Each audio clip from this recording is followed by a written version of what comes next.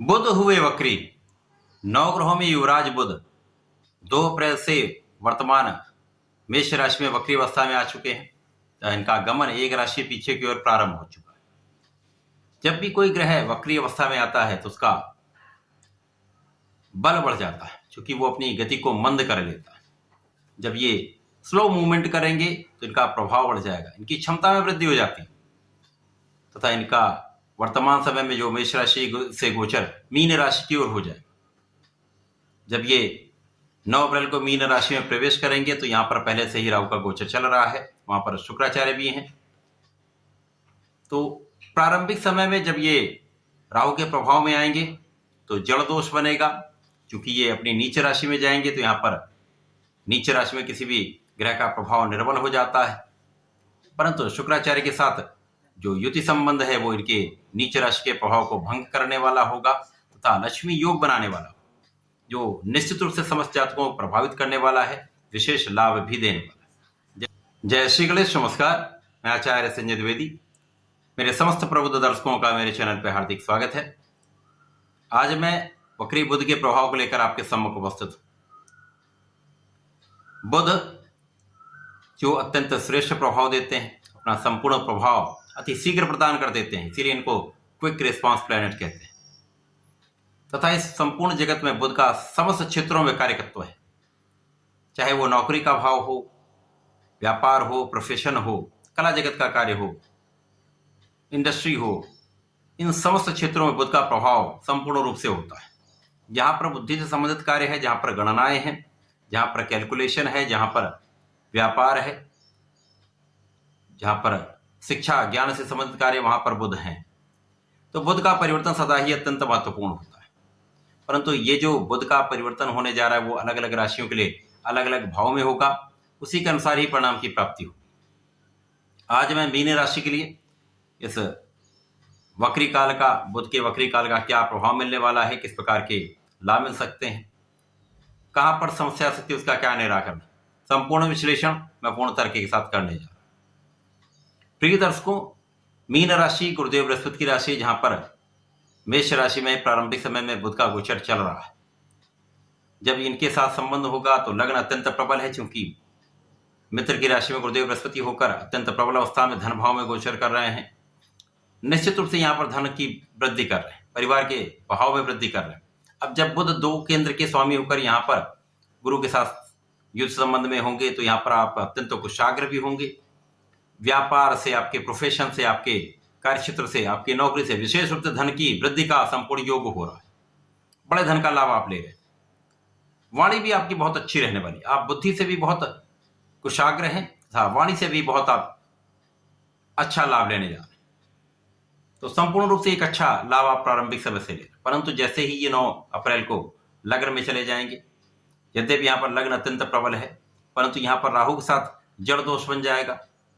अब जब जड़ दोष बनेगा तो जो बुध के कार्यकत्व के भाव हैं, यहाँ पर मीन राशि के लिए सुख भाव तथा सप्तम के स्वामी हैं, वहां पर जड़ दोष का प्रभाव पड़ेगा। क्योंकि जड़ का अर्थ स्टेबल है, स्थिर हो जाना है। तो जिस जिस भाव के स्वामी बुध है अथवा जो उनके कार्यकत्व के भाव, वहां पर स्थिरता आ जाती है, बड़ा लाभ नहीं प्राप्त होता है, जो जैसा है वैसा ही चलता रहता है। तो इस समय बहुत अच्छी प्रोग्रेस नहीं हो पाती, सुखों में अवरोध आ जाते हैं, माता पिता के स्वास्थ्य में निर्बलता आ जाती है, इसी प्रकार से माता पिता से कुछ दूरी का होना संभव होता है तथा यहाँ पर जीवन साथी के साथ सामंजस्य में कुछ समस्या आती है अथवा यहाँ पर दूरी हो सकती है। अब जड़ दोष में लग्न में होंगे तो यहाँ पर तनाव आपका बढ़ता है, कुछ शारीरिक समस्याएं भी होती हैं। साथ ही साथ जहां पर सही डिसीजन आपको लेना वो सही डिसीजन नहीं हो पाता, तो यहाँ पर आपको बहुत धैर्य रखना चाहिए।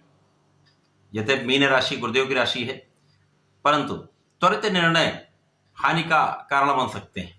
जल्दीबाजी में कोई निर्णय ना लें, सोच विचार कर कार्य करें, वाणी पर नियंत्रण रखें, सोच विचार कर बोले तथा सोच विचार कर कार्य करें, तो यहाँ पर बहुत कोई हानि का योग नहीं। अब जैसे ही ये आगे बढ़ेंगे तो इनका नीच भंग होगा, क्योंकि शुक्राचार्य उच्च राशि में होकर यहाँ पर गोचर कर रहे हैं। बुध और शुक्र का संबंध यहाँ पर आपके ज्ञान को भी बढ़ाने वाला होगा, आपके क्षमता को भी बढ़ाने वाला होगा, बुद्धि के बल को श्रेष्ठ करने वाला होगा। अब जब राहु दूषित प्रभाव नहीं देंगे तो बुध और शुक्र के बल को बढ़ा देंगे, बुध और शुक्र का जो प्रभाव लग्न में मिल रहा है, इसके कारण आप बहुत कैलकुलेटिव होंगे, ज्ञान भी बहुत अच्छा होगा, सौंदर्य भी आपका बढ़ेगा, आपकी क्षमता में वृद्धि होगी।